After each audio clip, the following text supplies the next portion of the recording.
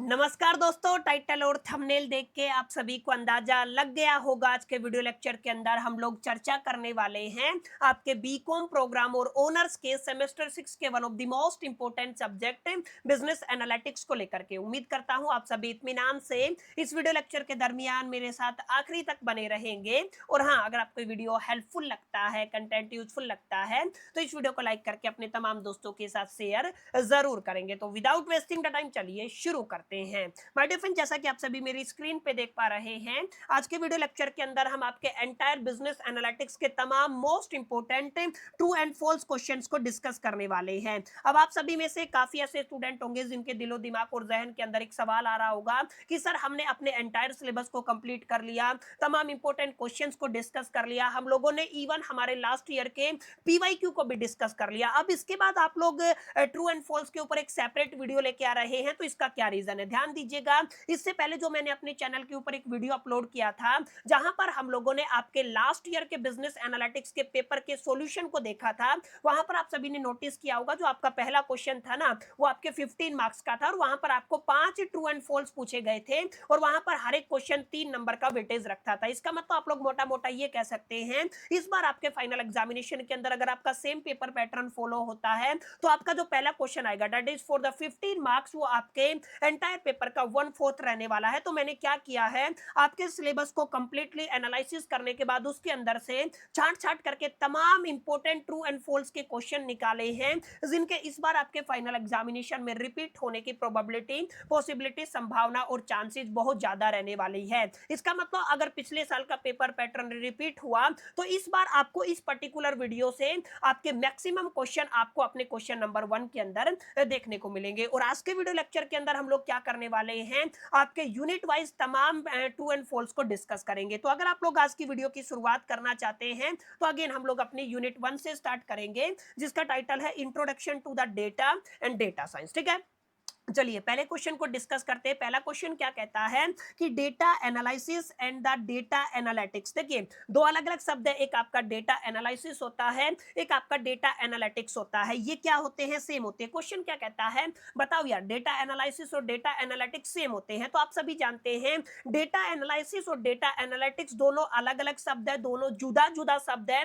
Data analysis के अंदर हम लोग केवल डेटा को एनालिसिस करते हैं, हमारे पास जो डेटा अवेलेबल होता है उसके अंदर से हम लोग यूजफुल इंफॉर्मेशन या यूजफुल इनसाइट को ड्राइव करते हैं। लेकिन अगर आप लोग डेटा एनालिटिक्स की बात करते हैं ना, तो डेटा एनालिटिक्स के अंदर आपका डेटा एनालिसिस तो शामिल होता है, उसके अलावा आप लोग प्रेडिक्टिव मेथड्स का भी इस्तेमाल करते हैं, उसके अलावा आप लोग डिसीजन मेकिंग भी करते हैं। इसका मतलब अपने आप में डेटा एनालिसिस बड़ा ही नैरो कॉन्सेप्ट होता है और डेटा एनालिटिक्स अपने आप में एक वाइडर कॉन्सेप्ट होता है। लेकिन ये दोनों चीजें सेम नहीं होती है, दोनों चीजें जुदा जुदा होती हैं। और आपका क्वेश्चन क्या कह रहा है कि भाई साहब, दोनों चीजें क्या होती हैं? सेम होती है। इसका मतलब आपका जो स्टेटमेंट है वो क्या हो जाएगा? आपका फॉल्स हो जाएगा। समझ में आया? तो इस तरीके के सवाल यहां से बन सकते हैं। इसी तरीके से जो दूसरा क्वेश्चन होता है वो आपका पूछा गया है आपके एनालिटिक्स के टाइप्स को लेकर के। देखिए, आप सभी ने पढ़ा होगा, एनालिटिक्स के अंदर हमारे पास 3 टाइप की एनालिटिक्स होती है। एक आपकी डिस्क्रिप्टिव एनालिटिक्स होती है, एक आपकी प्रिस्क्रिप्टिव एनालिटिक्स होती है और एक आपकी प्रेडिक्टिव एनालिटिक्स होती है। तो यहाँ पे ध्यान दीजिएगा, यहाँ पे बोला गया है आपकी जो एनालिटिक्स है उसको क्लासिफाई किया गया है into the descriptive, prescriptive and the जो आपका प्रेडिक्टिव एनालिटिक्स। तो इसका मतलब ये आपका बिल्कुल सही है, एनालिटिक्स को आप लोग 3 पार्ट में ही क्लासिफाई करते हैं। इसका मतलब ये वाला जो स्टेटमेंट है ये क्या हो जाएगा? ट्रू हो जाएगा। समझ में आया? अब आप लोग तीसरे क्वेश्चन की बात करें तो आप सभी ने पढ़ा होगा बिग डेटा। और बिग डेटा की अगर आप लोग कैरेक्टरिस्टिक की बात करते हैं, तो बिग डेटा की कैरेक्टरिस्टिक के लिए मैंने एक फॉर्मूला आपको दिया था, that is the 5V formula. कई बार इसको 3V फॉर्मूला से भी बोला जाता है। तो यहाँ पे कहा गया है इसकी वेलोसिटी भी कैरेक्टरिस्टिक है, इसकी वैरायटी भी कैरेक्टरिस्टिक है और इसकी वॉल्यूम भी कैरेक्टरिस्टिक है। और मैंने बताया था, अगर आप लोग 5V के अंदर से कोई 2 दे, कोई 3 दे, कोई 4 दे या पांचों दे दे और पांचों अगर सेम है, तो आप लोग क्या कहेंगे? वो स्टेटमेंट क्या है माय डियर फ्रेंड्स? आपका ट्रू रहने वाला है। ठीक है, तो इस तरीके के आपके पीवाईक्यू, इस तरीके से आपके ट्रू एंड फॉल्स बनने के इस बार पूरी पूरी संभावनाएं है। अगले क्वेश्चन की तरफ बढ़ते हैं। ध्यान दीजिएगा, एक आपका नॉमिनल डेटा होता है, एक आपका ऑर्डिनल डेटा होता है। तो नॉमिनल डेटा की डेफिनेशन आपको पता होनी चाहिए, एक ऑर्डिनल डेटा की डेफिनेशन आपको पता होना चाहिए। अब अगर आप लोग नॉमिनल डेटा की बात करते हैं तो नॉमिनल डेटा के अंदर आप लोग डेटा को कैटेगराइज तो करते हैं, लेकिन आप लोग डेटा को रैंक नहीं कर सकते हैं अकॉर्डिंग टू द ऑर्डर, ठीक है। अब ये जो ऑर्डर है वो आपको ऑर्डिनल के अंदर देखने को मिलता है। अब इसको पढ़ते हैं, क्या कहता है क्वेश्चन। नॉमिनल डेटा रेफर करता है एक ऐसे डेटा को दैट कैन बी कैटेगराइज, ये बात ठीक है, उसको कैटेगराइज किया जा सकता है बट नॉट रैंक्ड और ए ऑर्डर, ठीक है ना, उसको ना तो रैंक किया जा सकता है ना ऑर्डर किया जा सकता है। इसका मतलब आप लोग कह सकते हैं भाई साहब ये बात बिल्कुल सही है, ये डेफिनेशन को जस्टिफाई करती है, ठीक है। इसी तरीके से ऑर्डिनल डेटा की बात करते हैं तो ऑर्डिनल डेटा क्या कहता है, ऑर्डिनल डेटा कहता है एक ऐसा डेटा होता है दैट कैन बी रैंक और a order but the interval between the ranks are not meaningful. यहाँ पे ये कहता है, यहाँ पे आप लोग डेटा को ऑर्डर के अंदर, रैंक के अंदर अरेंज तो कर सकते हैं, लेकिन जो आपका दो रैंक्स के बीच में ऑर्डर होता है ना वो मीनिंगफुल नहीं होता। इसका मतलब ये वाला जो स्टेटमेंट है 100% क्या रहेगा, ट्रू रहेगा, क्योंकि आपकी डेफिनेशन को 100% जस्टिफाई करता है। आगे अगर आप लोग चलते हैं तो यहाँ पे आपका स्केल डेटा होता है। स्केल डेटा को आप लोग also known as a interval और ए रेशियो डेटा, ये बिल्कुल बात सही है। स्केल डेटा को आप लोग इंटरवल डेटा के नाम से भी जानते हैं और रेशियो डेटा के नाम से भी जानते हैं। Allow for a meaningful comparison of differences between the data point, ये बिल्कुल बात सही है, डेफिनेशन को जस्टिफाई करती है। जो आपका स्केल डेटा होता है ना उसको आपका इंटरवल और रेशियो डेटा के नाम से जानते हो, और ये आपका अलाउ करता है मीनिंगफुल कंपैरिजन के लिए of differences between the data points. तो इसका मतलब आप लोग क्या कह सकते हैं, सर ये वाला जो स्टेटमेंट है ना ये भी क्या रहने वाला है, आपका ट्रू रहने वाला है, ठीक है। यहाँ पे सिर्फ इतना ही काम करना है, 3 नंबर आपके पक्के हो जाते हैं अगर आप लोग सही प्रेडिक्शन कर देते हैं, ठीक है। अगले क्वेश्चन की तरफ बढ़ते हैं। अगला क्वेश्चन गिवन है आपका, big data has a limited application. देखिएगा, बिग डेटा की लिमिटेड एप्लीकेशन नहीं होती है, बिग डेटा की आपकी ऑलमोस्ट फील्ड के अंदर एप्लीकेशन आपको देखने को मिलती है, चाहे वो आपका एजुकेशन सेक्टर हो, चाहे वो आपका हेल्थ केयर हो, किसी भी इंडस्ट्री के अंदर आप लोग चले जाइएगा, बिग डेटा चाहे कितना भी कॉम्प्लेक्स हो लेकिन वो करीब करीब हर जगह इस्तेमाल होता है। और यहाँ पे क्या कहता है, बिग डेटा की लिमिटेड एप्लीकेशन होती है। इसका मतलब ये बात आपकी क्या रहने वाली है, गलत रहने वाली है। इसका मतलब आप लोग क्या कहेंगे, ये स्टेटमेंट कैसी है, फॉल्स स्टेटमेंट है, ठीक है।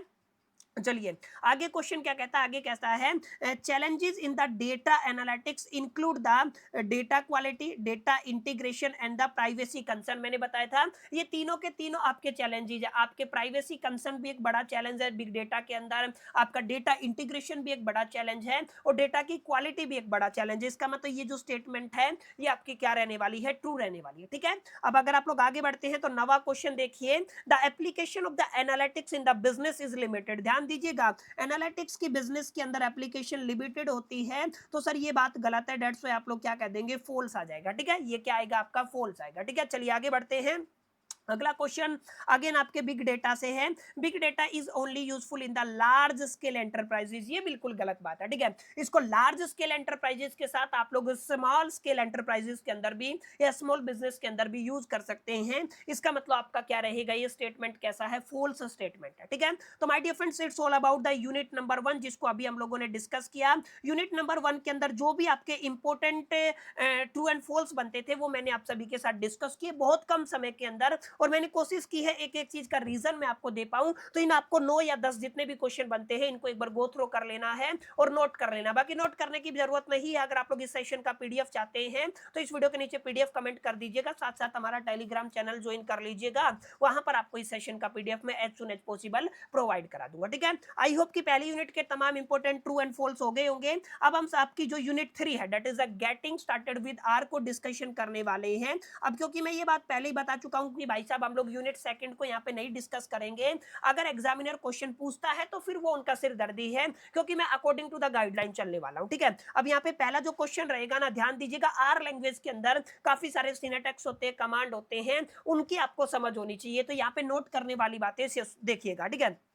सबसे पहले क्वेश्चन बता देता हूं, आर किस तरीके की लैंग्वेज है, आपकी केस सेंसिटिव लैंग्वेज है या नॉट केस सेंसिटिव लैंग्वेज है। तो आर अपने आप में एक ओपन सोर्स लैंग्वेज होता है, अलोंग विद ये आपकी केस सेंसिटिव इंफॉर्मेशन हो या केस सेंसिटिव लैंग्वेज होता है। और क्वेश्चन क्या कहता है, ये आपका केस सेंसिटिव नहीं होता है, दैट्स व्हाई आप लोग क्या कह देंगे, ये स्टेटमेंट कैसा है सर, आपका फॉल्स रहने वाला, ठीक है। अब पहले क्वेश्चन को देखिए, detach command is used to remove the object from the search path. ध्यान दीजिएगा, सर्च पाथ के अंदर अगर आप लोग डिटैच कमांड का इस्तेमाल करते हैं तो ये क्या करेगा, आपका डिटैच कर देगा, रिमूव कर देगा सब्जेक्ट को या ऑब्जेक्ट को। तो इसका मतलब ये जो स्टेटमेंट है ये 100% कैसे रहने वाली है, ट्रू रहने वाली है। ठीक है, अगले क्वेश्चन की तरफ बढ़ते हैं। R has some contributed package also beside the standard available package. बिल्कुल सही है, आर लैंग्वेज के अंदर ना आपको काफी कंट्रीब्यूटेड पैकेज भी देखने को मिलते हैं, उसके साथ उसके बिसाइड में आपको काफी स्टैंडर्ड अवेलेबल पैकेज भी देखने को मिलते हैं। आप सभी ने ये जब मैंने चैप्टर पढ़ाया था वहां पे देखा होगा। तो इसका मतलब ये जो स्टेटमेंट है ना ये 100% कैसी रहने वाली है सर, आपकी ट्रू रहने वाली है। ठीक है, अगला क्वेश्चन देखिए थोड़ा सा कॉम्प्लिकेटेड हो सकता है। यहाँ पे आपका क्या है, सब स्ट्रिंग है, उसके बाद आपका सब str ब्रैकेट है, ये फंक्शन एक्सट्रैक्ट करते हैं पार्ट ऑफ ए स्ट्रिंग। बिल्कुल सही है, दोनों ही फंक्शन का इस्तेमाल आप लोग किसके लिए करते हैं सर, स्ट्रिंग के पार्ट को एक्सट्रैक्ट करने के लिए करते हैं। इसका मतलब आप लोग क्या कह सकते हैं सर, ये स्टेटमेंट 101% सही रहने वाला है। ठीक है, अगले क्वेश्चन की तरफ बढ़ते हैं। अगला क्वेश्चन है आपका install bracket is use to install the package in the memory. आप सभी को याद होगा इंस्टॉल ब्रैकेट नहीं होता है, इसके लिए हम लोग एक आपका जो फंक्शन यूज करते हैं that is the installed dot package और उसके आगे ब्रैकेट लगाते हैं, और यहाँ पे केवल इंस्टॉल ब्रैकेट लगाया हुआ है। इसका मतलब ये जो स्टेटमेंट है ये कैसा रहने वाला है, फॉल्स रहने वाला है। ठीक है, समझ में आया, आगे चलिए। आगे क्या कहता है, अच्छा अगर आप सभी को याद हो तो हमने मैट्रिक्स बनाई थी, मैट्रिक्स के अंदर डेटा को अरेंज किया था और मैंने बताया था बाय डिफॉल्ट वो कॉलम के अंदर अरेंज होता है। अगर आप लोगों को रो के अंदर अरेंज करना है ना तो आपको क्या लिखना पड़ेगा, by row is equal to the true लिखना पड़ेगा, और यही बात आपकी यहाँ पे लिखी गई है। अगर आप लोग by row is equal to the true लिखते हैं तो यहाँ पे एलिमेंट्स आर अरेंज सब्सिक्वेंटली, यानी कि सीक्वेंटली ऑन द रो। ये कहाँ पे अरेंज होंगे सर, रो के अंदर अरेंज होंगे। देखिए ये बात बिल्कुल सही है, तो आप लोग क्या कहेंगे सर, ये वाला स्टेटमेंट 101% क्या रहने वाला है, आपका सही रहने वाला। ठीक है, तो ये क्या हो जाएगा, ट्रू हो जाएगा। अगला देखिए, अगला क्वेश्चन क्या है, आपको कंबाइन, ठीक है, कंबाइन नहीं है, CBIND उसके आगे ब्रैकेट है, ये फंक्शन का आप लोग इस्तेमाल करते हैं मैट्रिक्स को क्रिएट करने के लिए टू जॉइन द वेक्टर और इक्विवेलेंट। बिल्कुल सही है, दैट्स व्हाई इसको आप लोग क्या कह देंगे, ट्रू कर देंगे। ठीक है, कई कई ऐसी चीजें हैं जहां पे आपको रीजन के चक्कर में नहीं पढ़ना है, एज इट इज एक बार गो थ्रू कर लीजिएगा। अगर क्वेश्चन के अंदर रिपीट होता है तो डेफिनेटली आप उसको टैकल कर सकते हैं। ठीक है, अगला क्वेश्चन है, we can calculate the transpose of a matrix using the trans, और आगे क्या दिया हुआ, ब्रैकेट फंक्शन। अब ये बिल्कुल गलत बात है, आप सभी ने पढ़ा होगा हम लोग क्या करते हैं, टी और ब्रैकेट का इस्तेमाल करते हैं, ना कि ट्रांस ब्रैकेट का इस्तेमाल करते हैं ट्रांसपोज ऑफ मैट्रिक्स के लिए। That's why we can easily से ये आपका जो स्टेटमेंट है ये फॉल्स रहने वाला है। ठीक है, अब इसके अलावा ध्यान दीजिएगा, आपका जो समरी ब्रैकेट है, समरी ब्रैकेट का मतलब क्या है, आपको समरी प्रोवाइड करेगा, लेकिन ये क्या कहता है, ये प्रिंट के लिए कमांड है, तो इसका मतलब ये जो आपका स्टेटमेंट है ये कैसा हो जाएगा, फॉल्स हो जाएगा। ठीक है, आगे चलिए, आगे क्या है, आपका डेटा फ्रेम, आगे ब्रैकेट है, एक ऐसा फंक्शन है जिसको आप लोग यूज करते हैं ज्वाइंट करने के लिए वेक्टर को, ताकि आप लोग एक डेटा फ्रेम को क्रिएट कर सके। इसके अंदर काफी कंफ्यूजन होता है बच्चों को, ध्यान दीजिएगा, एक होता है आपका डेटा और उसके बाद होता है आपका फ्रेम। समझ में आया ना, क्या होता है डेटा और फ्रेम, और उसके बाद क्या होता है, ब्रैकेट होता है, ना कि कलेक्टिव डेटा फ्रेम होता है। इसका मतलब इसने क्या लिखा हुआ, बिना डॉट के लिखा हुआ है, इसका मतलब ये स्टेटमेंट कैसा हो जाएगा, फॉल्स हो जाएगा। ठीक है, तो इसको आपको याद रखना है। अगला क्वेश्चन देखिए, अगला क्वेश्चन क्या कहता है, we can only create a function when we pass a some argument. देखिए फंक्शन को क्रिएट करने के लिए आप लोग आर्गुमेंट का इस्तेमाल भी कर सकते हैं, और विदाउट द आर्गुमेंट भी फंक्शन क्रिएट किया जा सकता है। इसका मतलब ये जो स्टेटमेंट है ये कैसा रहेगा सर, आपका फॉल्स स्टेटमेंट रहने वाला है। ठीक है, चलिए आगे बढ़ते हैं। अगला क्वेश्चन है, functions are very useful when the block of a statement has to be written और executed again and again. Obvious सी बात है, आपका फंक्शन क्या होगा, काफी यूजफुल होगा, क्योंकि उससे आप लोग बार बार ट्रेन करते हैं।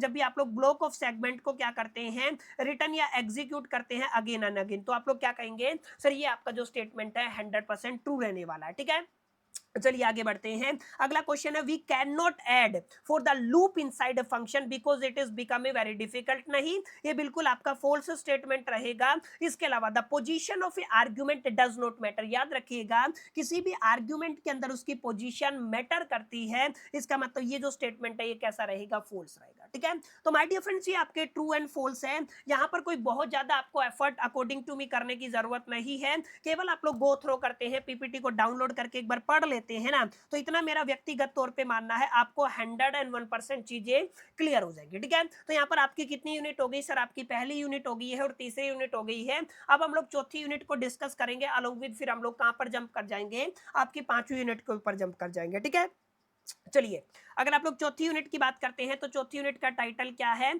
सर? आपका descriptive statistic using the R है। तो यहाँ पे पहला क्वेश्चन क्या है, पढ़िए।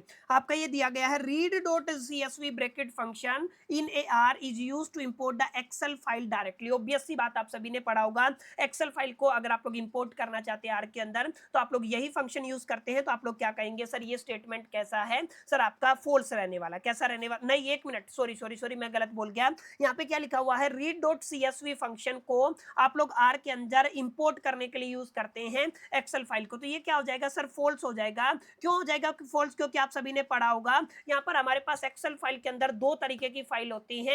एक तरीके की फाइल को आप लोग केवल इसके थ्रू इंपोर्ट कर सकते हैं, दूसरी तरीके की फाइल को इंपोर्ट नहीं कर सकते उसके लिए, क्योंकि हमें लाइब्रेरी या पैकेज की हेल्प की जरूरत होती है। दैट्स व्हाई ये स्टेटमेंट कैसा हो जाएगा सर? आपका फॉल्स हो जाएगा। ठीक है, अब चार्ट से क्वेश्चन आएगा, जैसे आपका क्या है, histogram are use to display the distribution of a single continuous variable. बिल्कुल सही बात है, हिस्टोग्राम का इस्तेमाल आप लोग करते हैं एक सिंगल कॉन्टिन्यूअस वेरिएबल है उसके डिस्ट्रीब्यूशन को डिस्प्ले करने के लिए। तो आप लोग क्या कहेंगे सर? ये बिल्कुल 101% सही रहने वाला है। ठीक है, आगे अगर आप लोग बार चार्ट की बात करते हैं तो बार चार्ट के अंदर हम लोग कैटेगराइजेशन करते हैं, और यहाँ पे क्या लिखा हुआ है, bar chart is use suitable for the visualising the relation between the to continuous variable. बिल्कुल गलत बात है, कॉन्टिन्यूअस वेरिएबल के अंदर आप लोग बिल्कुल भी बार चार्ट का इस्तेमाल नहीं करते हैं। That's why we can say this is a false statement. अगर आप लोग यहाँ पर बॉक्स प्लॉट की बात करते हैं तो ये आपका हेल्प करता है आइडेंटिफाई करने के लिए आउटसाइडर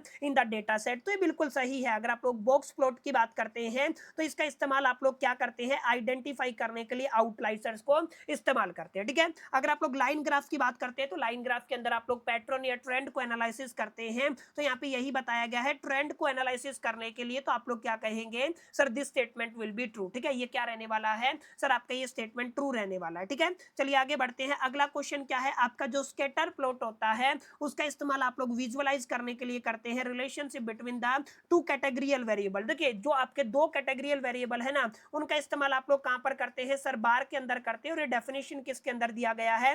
स्कैटर प्लॉट के अंदर दिया गया है। इसका मतलब ये जो स्टेटमेंट है ये आपका क्या रहने वाला है? फॉल्स स्टेटमेंट रहने वाला है। ठीक है, चलिए अगले क्वेश्चन की तरफ बढ़ते हैं। अगला क्वेश्चन है, the mean is always greater than the median. ये देखिएगा, मीन हमेशा किससे बड़ा होता है? आपके मीडियन से बड़ा होता है इन ए पॉजिटिव सिक्योर डिस्ट्रीब्यूशन। बिल्कुल सही बात है, पॉजिटिव सिक्योर डिस्ट्रीब्यूशन के अंदर आपका mean is always greater than the median. तो आप लोग क्या कहेंगे? ये आपका ट्रू रहेगा। देखिए, ज्यादा रीजन के चक्कर में नहीं पड़ेगा, बिल्कुल बुनियादी तौर पर आपको पता होना चाहिए। ये बिल्कुल आसान चीजें हैं, क्योंकि ये सारी चीजें हम लोगों ने वन शॉट के अंदर पढ़ी होंगी, और एक बार गो थ्रो करेंगे तो आपको कॉन्फिडेंस आ जाएगा कि यस, ये जो सारी चीजें हैं ना ये हमने पढ़ी हुई है और इनका आंसर क्या रहेगा। ठीक है, क्योंकि हमारे पास ज्यादा समय नहीं है तो बहुत फास्ट मैं सेशन को कंक्लूड करने वाला हूं। ठीक है, चलिए अगले क्वेश्चन की तरफ बढ़ते हैं। The range is calculated as a difference between the largest and smallest value. मैंने बताया था, बिल्कुल सही बात है। तो ये क्या हो जाएगा? आपका ट्रू हो जाएगा।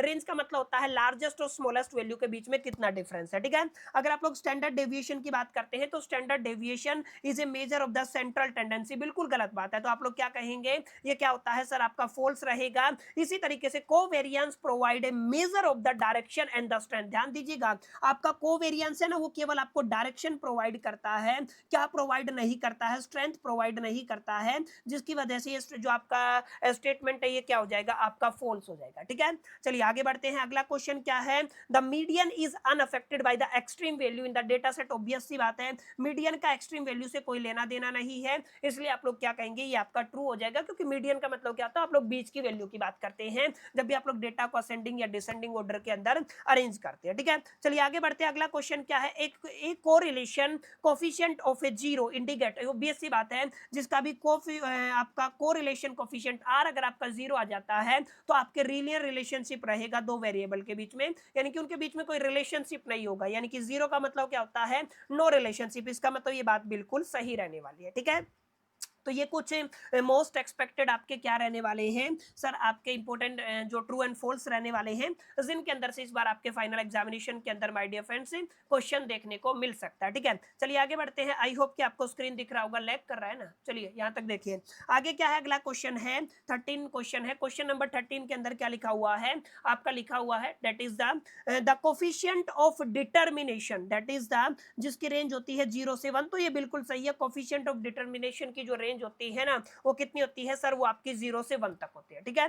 अगला क्वेश्चन क्या, the mode is measure of the variability in the data set, तो ये आपका फॉल्स हो जाएगा। अच्छा, box plot can only be used with the numerical data, बिल्कुल सही बात है। बॉक्स प्लॉट का आप लोग इस्तेमाल करते हैं जब आपको कैसा डेटा गिवन होता है, न्यूमेरिकल डेटा गिवन होता है, ठीक है। चलिए, ये आपकी कौन सी यूनिट थी सर, 4th यूनिट थी। मोटा मोटा क्लियर हो गया होगा, आपको पता चल गया होगा कौन कौन से ट्रू एंड फॉल्स इंपॉर्टेंट होने वाले हैं। 5वीं unit that is a predictive and textual analytics, तो इसमें हम एनालिसिस, इसमें हम लोग क्या पढ़ेंगे सर, आपका एक लीनियर रिग्रेशन होता है। लीनियर रिग्रेशन के अंदर कैसी इक्वेशन होती है सर, लीनियर इक्वेशन होती है, ना कि क्वाड्रेटिक इक्वेशन होती है। ये कहता है क्वाड्रेटिक इक्वेशन है, तो आप लोग क्या कहेंगे सर, ये आपका फॉल्स हो गया है। अच्छा, आप सभी ने पढ़ा होगा कॉन्फिडेंशियल इंटरवल एक ऐसा इंटरवल होता है जिसके बीच में आपका रिजल्ट आता है, ठीक है। तो आप लोग क्या कहेंगे, confidential interval estimate where is the parameter will be follow, obvious सी बात है, कॉन्फिडेंशियल इंटरवल ही बताता है आपका पैरामीटर कहां पे लाई करेगा। इसके अलावा प्रेडिक्शन इंटरवल क्या बताता है, प्रेडिक्ट करता है न्यू डेटा विल फॉल, यानी कि आपका प्रेडिक्शन देता है, तो इसका मतलब ये भी आपका स्टेटमेंट क्या हो जाएगा सर, ट्रू हो जाएगा, ठीक है। चलिए, आगे क्या है, multiple regression uses only one independent variable, बिल्कुल गलत बात है, क्योंकि आप सभी ने पढ़ा होगा मल्टीपल रिग्रेशन के अंदर more than one independent variable होता है, तो ये स्टेटमेंट कैसा हो जाएगा सर, आपका फॉल्स हो जाएगा, ठीक है। इसी तरीके से इस क्वेश्चन को भी आप लोग एक बार पढ़ लीजिएगा, ठीक है ना, सेशन ज्यादा लंबा हो जाएगा। 6 का क्वेश्चन इंपॉर्टेंट है, जो आपको हेट्रोस्कैडिसिटी है means a constant residual variance, माने इसका मतलब क्या होता है, कांस्टेंट रेजिडुअल वेरिएंस। आप सभी ने देखा होगा जब भी आपका हेट्रोस्कैडिसिटी होता है वहां पर आपको एक कांस्टेंट रेजिडुअल नहीं देखने को मिलता है, बल्कि हर एक वैल्यू के साथ हर एक डेटा के अंदर चेंज देखने को मिलता है, एक नॉन कांस्टेंट वैल्यू देखने को मिलता है। इसका मतलब ये क्या हो जाएगा, आपका फॉल्स हो जाएगा, ठीक है।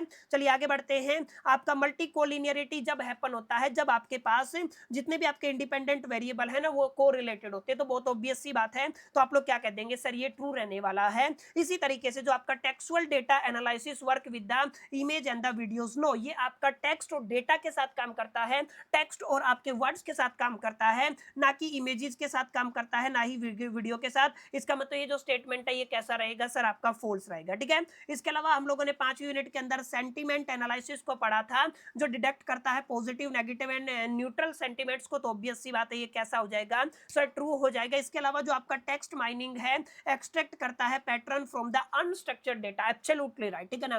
जो आपका टेक्स्ट माइनिंग है वो अनस्ट्रक्चर्ड डेटा के अंदर पैटर्न्स को आइडेंटिफाई करने में हमारी काफी हद तक मदद करता है, ठीक है। अब आगे देखिए, आगे क्या दिया गया है, we can mine the text data available in only text file format, नहीं, केवल टेक्स्ट के अंदर नहीं बल्कि हमारे पास वर्ड्स के अंदर भी है, तो हम लोग उसको क्या कर सकते हैं, एक तरीके से माइन कर सकते हैं, ठीक है। ये आपका क्या हो जाएगा, फॉल्स हो जाएगा। It is not possible for users to create the stop word, नहीं, ये गलत बात है, आप लोग क्रिएट कर सकते हैं, तो फॉल्स हो जाएगा।